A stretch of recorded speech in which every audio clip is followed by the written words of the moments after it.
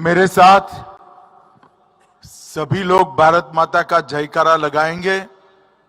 बोलिए भारत माता की। अरे क्या आवाज हुई भाई, कोल्हापुर में ऐसी आवाज नहीं चलती। मोदी जी तक आवाज जानी चाहिए कि कोल्हापुर की आसपास की 12 विधानसभा सीटें और दोनों लोकसभा सीटें भारतीय जनता पार्टी शिवसेना युति को जीतनी है। मेरे साथ दोनों हाथ उठाइए, उठाइए दोनों हाथ, सर्वत्र विजय का संकल्प की मुट्ठी बींचिए और प्रचंड आवाज से बोलिए भारत माता की, भारत माता की, भारत माता की। मंच पर उपस्थित भारतीय जनता पार्टी के प्रदेश अध्यक्ष श्रीमान चंद्रशेखर बावनकुळे जी, प्रदेश के यशस्वी उप मुख्यमंत्री श्रीमान देवेंद्र फडणवीस जी, श्री धनंजय महाडिक जी, सांसद राज्यसभा श्री संजय मांडलिक जी, यहां से चुने हुए सांसद महोदय, कोल्हापुर के ही सपूत और महाराष्ट्र सरकार में उच्च और technical education minister Shri Chandrakant Dada Patil ji,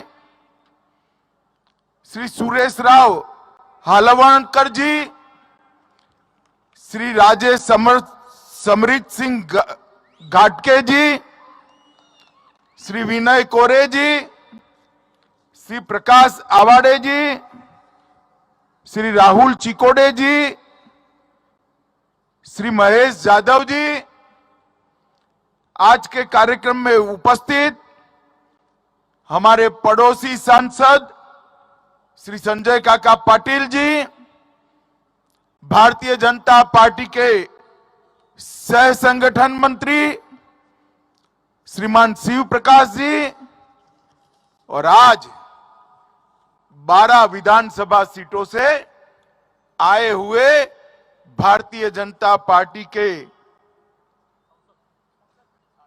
सांसद माने भी आए हैं। मेरा ध्यान नहीं रहा, थोड़ा लेट आए। ताली बजा दो एक बार माने साहब के साथ लिए। और आज कोल्हापुर और उसके आसपास की 12 विधानसभा सीटों से भारतीय जनता पार्टी के मालिक ऐसे मेरे बूथ और शक्ति केंद्र के कार्यकर्ता भाइयों बहनों, आप सभी को नमस्कार, प्रणाम। मित्रों, आज महान शिव छत्रपति की जयंती है। बड़ा शुभ दिन है क्योंकि आज ही के दिन जन्म लेकर शिवराय ने पूरे देश में हिंदवी स्वराज का एक संदेश लेकर गुलामी के एक बहुत बड़े कालखंड में भारत माता की गुलामी की जंजीरों को तोड़ने का काम किया था। आज सुबह पुणे के पास मैं, देवेंद्र जी, चंद्रकांत दादा, हमारे अध्यक्ष जी, सभी लोग गए थे और एक शिव सृष्टि का प्रथम चरण का लोकार्पण हुआ। मेरा सभी कार्यकर्ताओं से अनुरोध है कि जब भी पुणे जाइए शिव सृष्टि जरूर देखिएगा, क्योंकि बाबा साहेब पुरंदरे ने शिवाजी महाराज के पूरे जीवन को वहां पर संजोकर एक प्रेरणा स्थान बनाने का काम किया है। मित्रों, आप सभी लोग जरूर शिव सृष्टि देखने जाइएगा। और अभी मैं अंबाबाई का आशीर्वाद लेकर यहां आया हूं। मैं जब भी कोल्हापुर जाता हूं महालक्ष्मी मां का आशीर्वाद लेने जरूर जाता हूं, क्योंकि हम सबके जीवन में मां का आशीर्वाद बहुत मायने रखता है। और मैं जब जब भी मां का आशीर्वाद लेकर गया, हमेशा भारतीय जनता पार्टी को यश मिला है, विजय मिला है, आगे बढ़ी। आज भी यहां पर मैं 2024 के संपूर्ण विजय के अभियान के तहत यहां आया हूं। मित्रों, 2024 में फिर से एक बार देश में चुनाव होने वाला है। हमें मालूम है कि हम और हमारे साथी दल शिवसेना महाराष्ट्र में चुनाव लड़ेंगे और सामने सारे इकट्ठा होकर लड़ने वाले हैं। तीनों पार्टियां, प्रकाश आंबेडकर जी और जो कुछ बचे खुचे हैं, सारे एक ही बास्केट में आकर भारतीय जनता पार्टी के सामने चुनाव लड़ेंगे। और ये चुनाव केवल और केवल भारतीय जनता पार्टी की सरकार फिर से बनाने का चुनाव नहीं। ये चुनाव फिर से एक बार पूर्ण बहुमत और 2/3 बहुमत से भाजपा और साथी दलों की सरकार बनाने का नहीं। ये चुनाव फिर से एक बार मोदी जी को प्रधानमंत्री बनाने का चुनाव नहीं है। मैं आपको विश्वास दिलाता हूं मित्रों कि आने वाले चुनाव में भारतीय जनता पार्टी का विजय ये महान भारत की रचना का चुनाव है, समृद्ध भारत की रचना का चुनाव।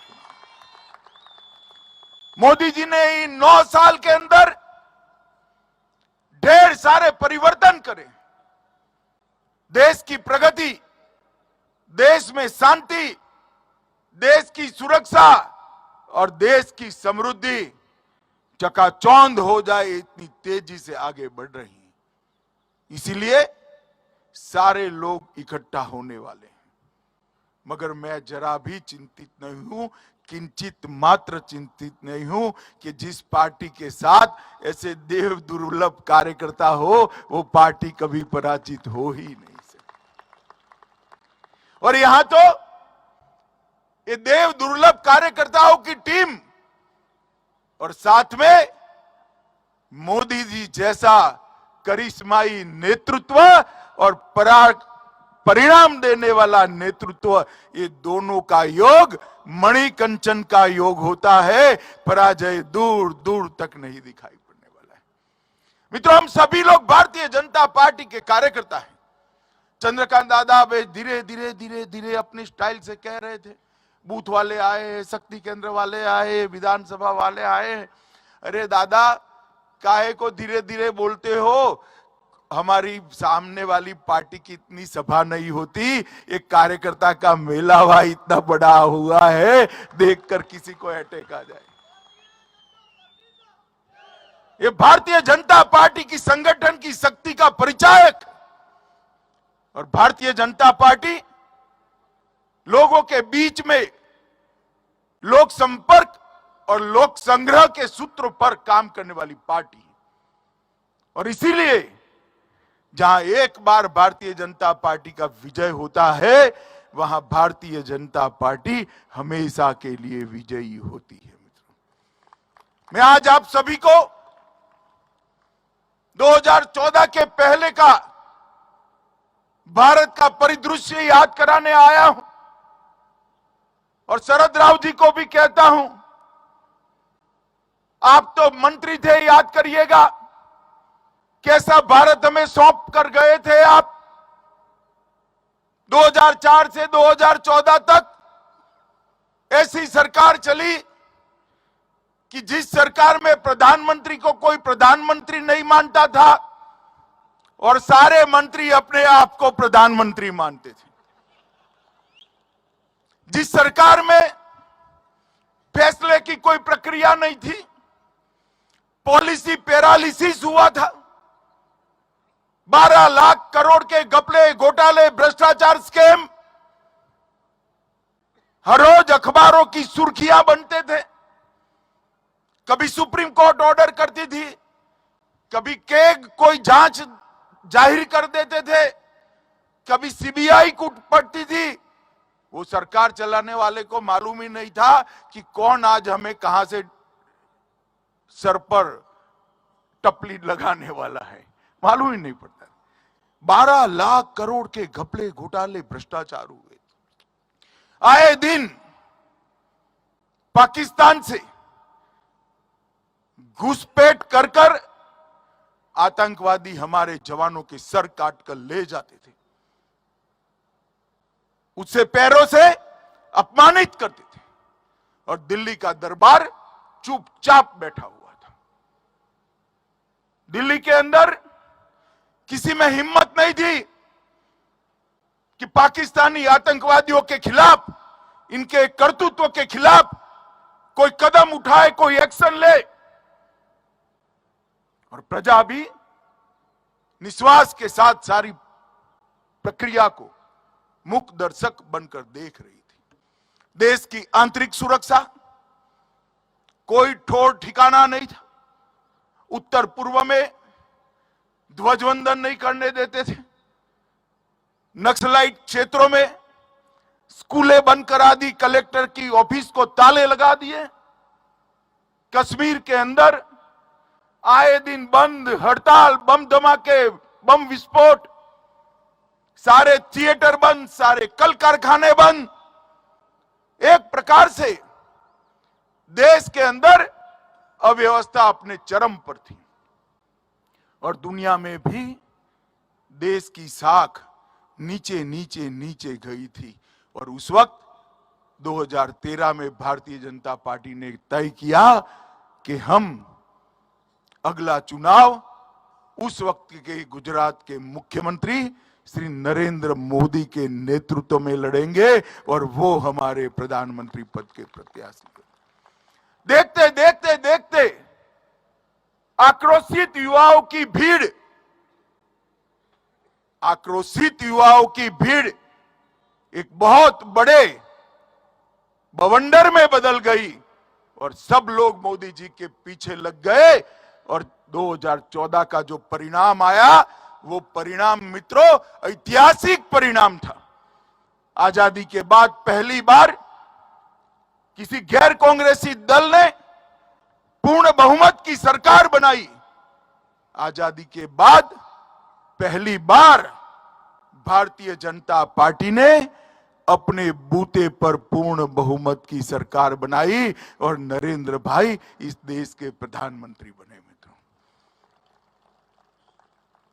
और ये 2024 से 2023 का कालखंड हम सब ने देखा है। 2014 में जब प्रधानमंत्री जी को एनडीए पार्लियामेंट्री पार्टी का नेता चुनने की प्रक्रिया थी, मैं सेंट्रल हॉल में बैठा था, मैं भारतीय जनता पार्टी का महासचिव था।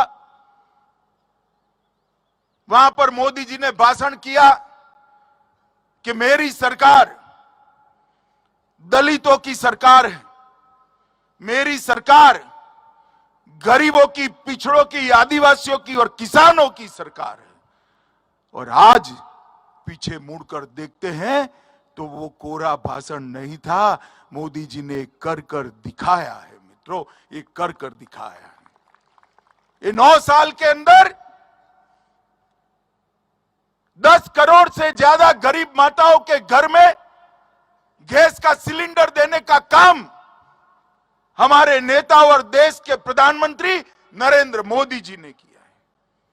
जो गरीब महिला कभी कल्पना नहीं कर सकती थी कि मेरी झोंपड़ी धुएं से मुक्त हो जाएगी, मेरे घर में भी सिलेंडर आएगा। कंडे और टहनियां जला जला कर टीबी कर लेती थी, वो आंख की ज्योति चली जाती थी, वो मां के घर में आज गैस का सिलेंडर पहुंच गया है। 70 साल के बाद आज इसके चेहरे पर मुस्कान है, और अपने घर के अंदर धुएं मुक्त वातावरण में खुली सांस ले रही है। 11 करोड़ माताओं को घर के अंदर शौचालय देने का काम, एक भगीरथ काम नरेंद्र मोदी जी ने किया, और 11 करोड़ परिवारों की माताओं बहनों को सम्मान देने का काम इस देश के प्रधानमंत्री जी ने किया है मित्रों। हम कल्पना कर सकते हैं घर में शौचालय न हो, टॉयलेट न हो तो माताओं बहनों की स्थिति क्या होती। आजादी के 70 साल के बाद इस देश के 11 करोड़ घर में शौचालय टॉयलेट नहीं थे। हर घर में बिजली पहुंचाई, 3 करोड़ से ज्यादा घर बनाए, 80 करोड़ लोगों को 5 लाख से ज्यादा पूरा स्वास्थ्य का खर्चा फ्री ऑफ कॉस्ट कर दिया।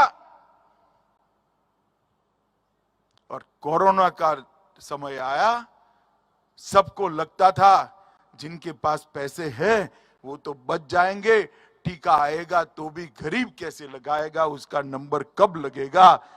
और भारतीय टीके बने, विश्व में सबसे प्रथम टीके बनाने वाला देशों में से हमारा देश भी था। और देखते देखते देखते फ्री ऑफ कॉस्ट 130 करोड़ लोगों को टीका लगाने का काम नरेंद्र मोदी जी ने समाप्त कर दिया।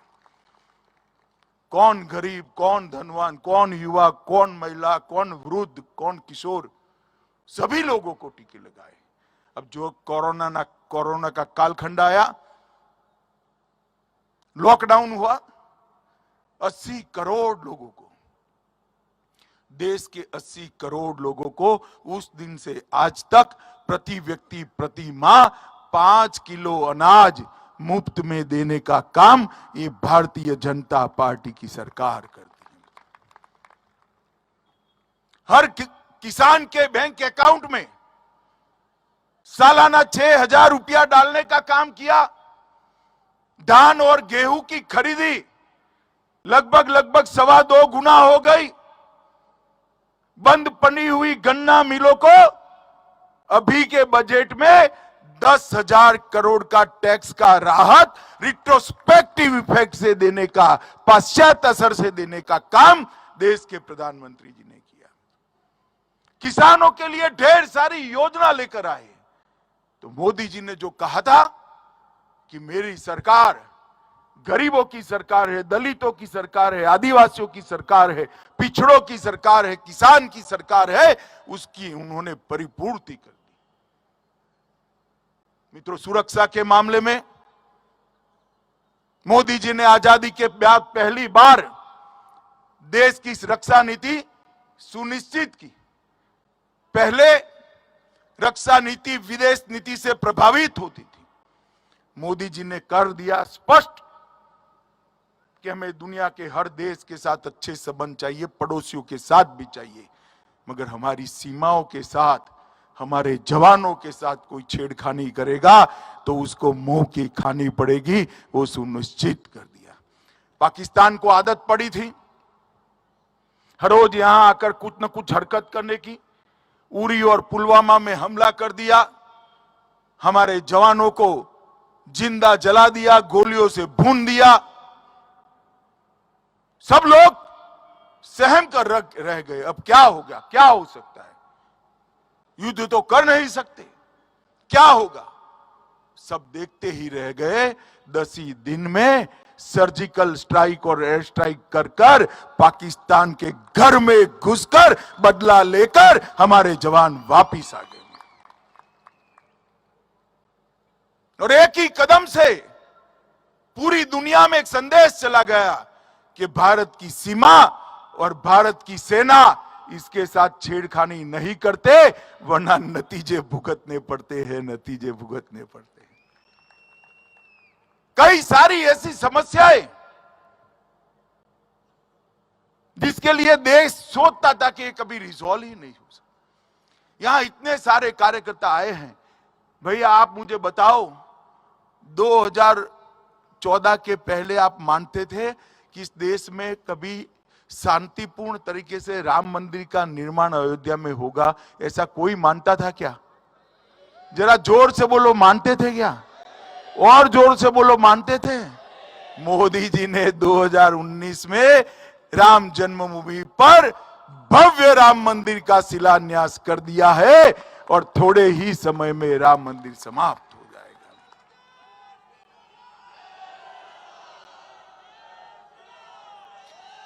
और खाली राम मंदिर नहीं, औरंगजेब ने तोड़ा हुआ काशी विश्वनाथ का कॉरिडोर नया बना, उज्जैन में महाकाल का कॉरिडोर बना,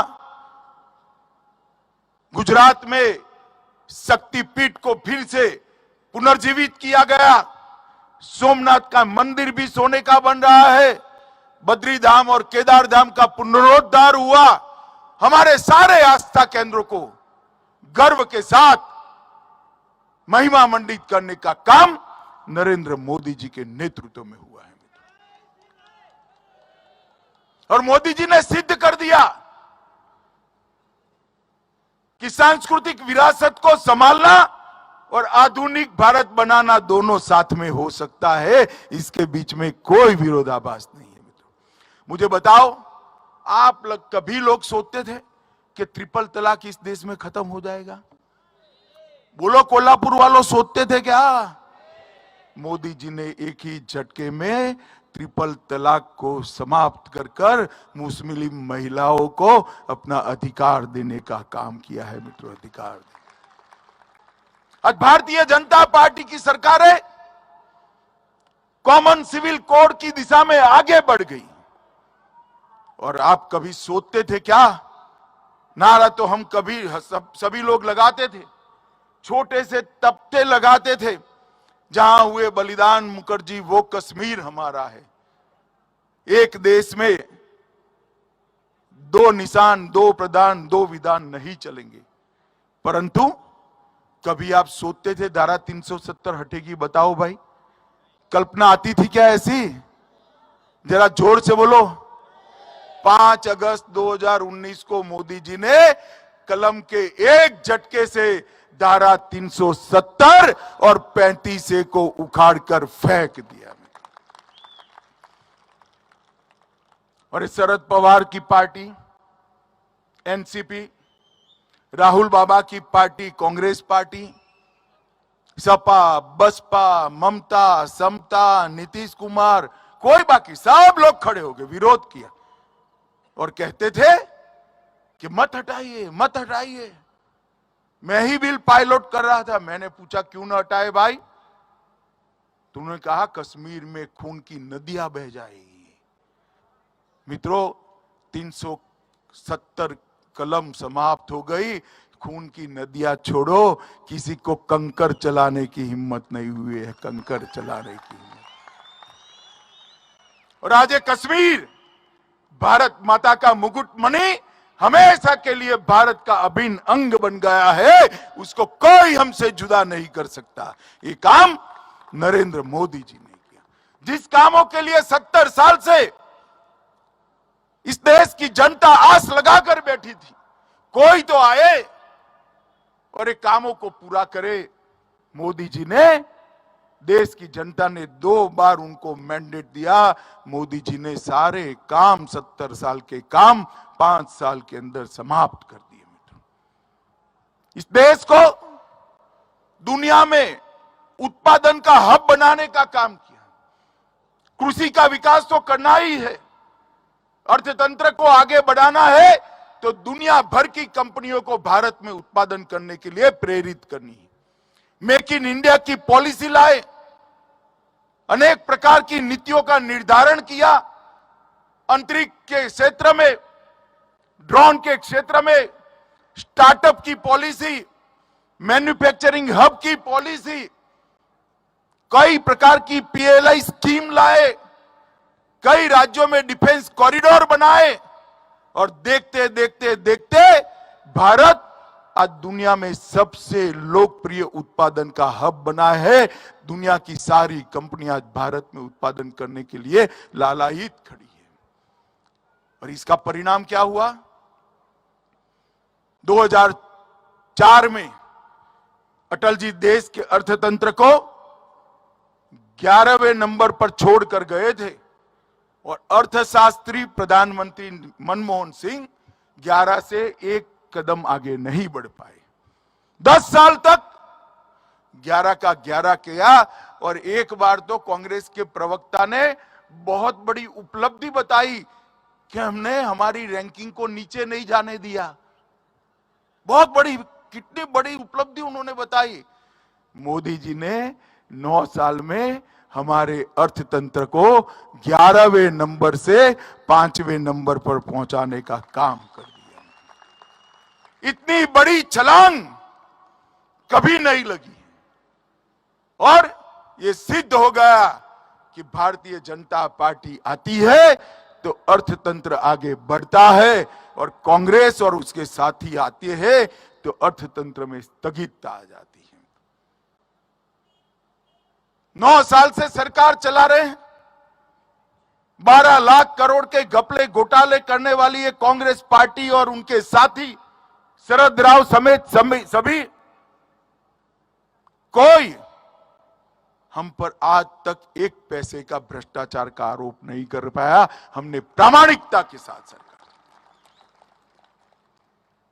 किसी की हिम्मत नहीं, विपक्ष की भी नहीं, मोदी जी पर भ्रष्टाचार का आरोप लगाए। और जहां तक महाराष्ट्र का सवाल है, महाराष्ट्र के अंदर एक कोल्हापुर लोकसभा बैठक और इसके साथ वाली बैठक दोनों हमने चिन्हित बैठकों में चिन्हित की है। इसको फिर से जीतना है और यहां मजबूत गढ़ एनडीए का बनाना है। और अब तो सारे व्यवधान दूर हो गए हैं। 19 को देवेंद्र जी के नेतृत्व में हम चुनाव लड़े थे या नहीं लड़े थे भाई? जरा जोर से बोलो, लड़े थे या नहीं लड़े थे? बड़ी फोटो मोदी जी की लगाई थी या नहीं लगाई थी? छोटी फोटो उद्धव जी की थी या नहीं थी? कई बार बोले कि नहीं बोले देवेंद्र के नेतृत्व में चुनाव लड़ रहे हैं। मैंने भी हर जगह पे कहा, मोदी जी ने भी हर जगह पे कहा, और चुनाव के नतीजे आए, मुंह में पानी छूटा, सारे सिद्धांतों को तरबतर कर कर शरद राव की शरण में जाकर बैठ गए और उन्होंने कहा हमें मुख्यमंत्री बनाओ। पार्टी किसकी बड़ी बनी थी भाई? जोर से बोलो, किसकी बनी थी? कौन बनना चाहिए? अरे हमें सत्ता का लोभ नहीं है। सत्ता के लिए हमने सिद्धांतों की बलि नहीं चढ़ाई है। हिंदू हृदय सम्राट बाला साहब ठाकरे की पार्टी आज शरद पवार के चरणों में बैठ गई थी और आज समय ने करवट ली है।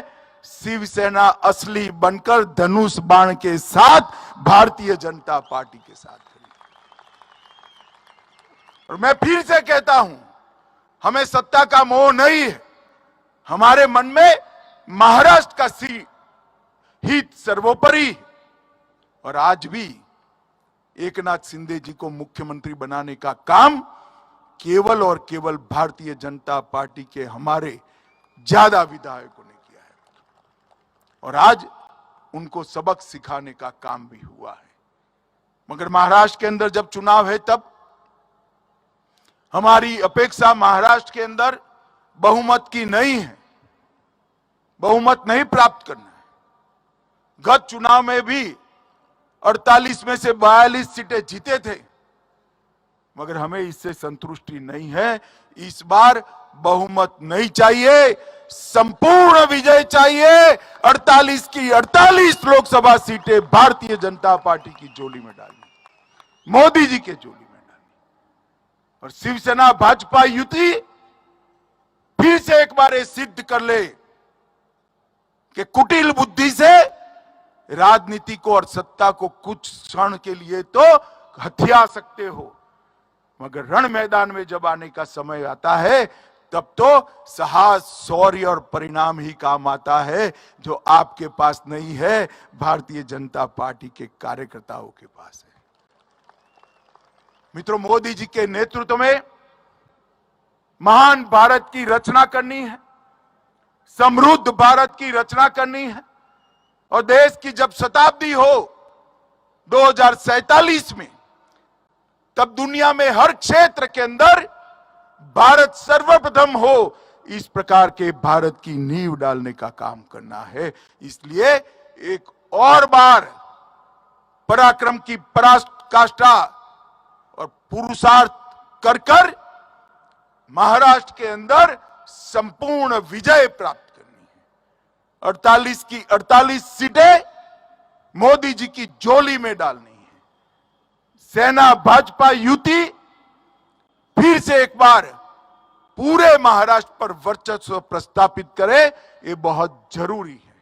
मुझे बताइए माताओं, भाइयों, बहनों, सभी कार्यकर्ता इसके लिए तैयार है क्या? अरे सुनाई नहीं पड़ता, तैयार है क्या? संपूर्ण विजय के लिए तैयार है क्या? 48 की 48 सीटें मोदी जी की झोली में डालेंगे, मोदी जी को फिर से प्रधानमंत्री बनाएंगे, 2/3 बहुमत से भाजपा सरकार बनाएंगे, जिन्होंने धोखा दिया है उनको सबक सिखाएंगे। तो मेरे साथ दोनों हाथ उठाइए, उठाइए दोनों हाथ। आज शिव जयंती है, संपूर्ण विजय के निश्चय का मुट्ठी भींचिए और प्रचंड आवाज से बोलिए, भारत माता की, भारत माता की।